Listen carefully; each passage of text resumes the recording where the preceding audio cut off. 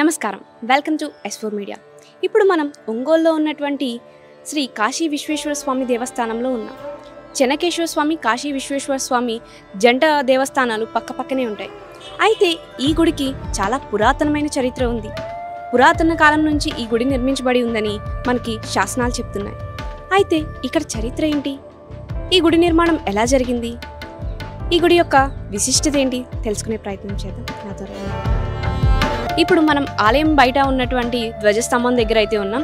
ఈ ధ్వజస్తంభం చరిత్ర చూసుకున్నట్లయితే ఇది కూడా అతి పురాతన కాలమైనటువంటి ఆ కాలంలో నిర్మించినటువంటి ధ్వజస్తంభం. దాని ముందు బలిపీఠం కూడా ఉంది. ఇది సుమారు 4 అడుగుల ఎత్తులో ఉంటుంది. ఈ గుడి యొక్క చరిత్ర మాకు చెప్తారా?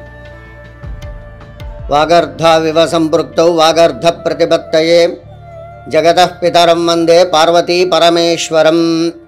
ప్రకాశం జిల్లా ఒంగోలు నగరంలోని కేశవస్వామిపేటలో వేయించేసి ఉన్న శ్రీ గంగా అన్నపూర్ణ సమేత కాశీ విశ్వేశ్వర స్వామి వారి దేవస్థానం. ఈ దేవస్థానంలో ప్రధాన అర్చకుడు శంకరమంచి రామకృష్ణ నేను. ఈ దేవస్థానం పక్కన ఉన్నటువంటి చెన్నకేశ్వర స్వామి దేవస్థానం, ఈ రెండు కూడా జంట దేవస్థానాలు. ఈ దేవస్థానాలు శాతవాహనుల కాలంలో ఉన్న రాజుల కాలంలో ఉన్న సమయంలో ఈ రెండు దేవస్థానాలు నిర్మాణం జరిగినట్లుగా తెలుస్తున్నది. అప్పటి నుంచి ఆ యొక్క రాజుగారు రామభద్రరాజు, రామచంద్రరాజు గారని ఇద్దరు అన్నదమ్ములు ఉండేవాళ్ళు. ఆ రాజుగారి యొక్క కులదైవం కేశవస్వామి, చెన్నకేశవ స్వామి అయినందున ఆ రాజుగారి ఆదేశానుసారం అక్కడ చెన్నకేశవ స్వామి దేవస్థానం నిర్మాణం జరిగింది. అలాగనే మహామంత్రిగా ఉన్నటువంటి వంకాయలపాటి వీరన్న గారు, ఆయన మహామంత్రిగా ఉన్నారు.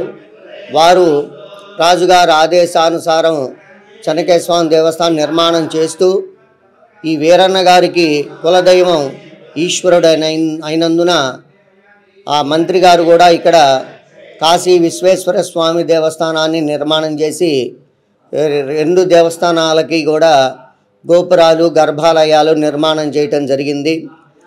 అప్పటి నుంచి కూడా రెండు జంట దేవాలయాలుగా శివాలయం, విష్ణాలయంగా ఎంతో ప్రఖ్యాతిగాంచినది. తదుపరి కాలానుగుణంగా ఆలయంలో గంగా అన్నపూర్ణాదేవి, విఘ్నేశ్వరుడు, జగద్గురు ఆదిశంకరాచార్య స్వామివారు, అలాగనే వీరభద్రస్వామి, సుబ్రహ్మణ్యేశ్వర స్వామి, తదుపరి నవగ్రహాలు, అట్లాగనే మేధా దక్షిణామూర్తి స్వామి, సూర్యనారాయణ స్వామివారు తదుపరి కాలంలో ప్రతిష్టలు జరిగినాయి. ఈ దేవస్థానంలో అత్యంత విశేషంగా ఆశ్వీజ మాసం దసరా నవరాత్రులు, అలాగనే కార్తీక మాసం అంతా కూడా చాలా విశేషమైన కార్యక్రమాలు జరుగుతాయి. మహాశివరాత్రికి కూడా తండోపతండాలుగా భక్తులు వేయించేస్తారు. మహాశివరాత్రికి కూడా రాత్రి లింగోద్భవ కాలం 9 గంటల నుంచి కూడా తెల్లవారి ఉదయం 6 గంటల దాకా కూడా విశేషమైనటువంటి అభిషేకాలు, విశేష కార్యక్రమాలు జరుగుతాయి. అటువంటి విశేషమైనటువంటి క్షేత్రం ఇది.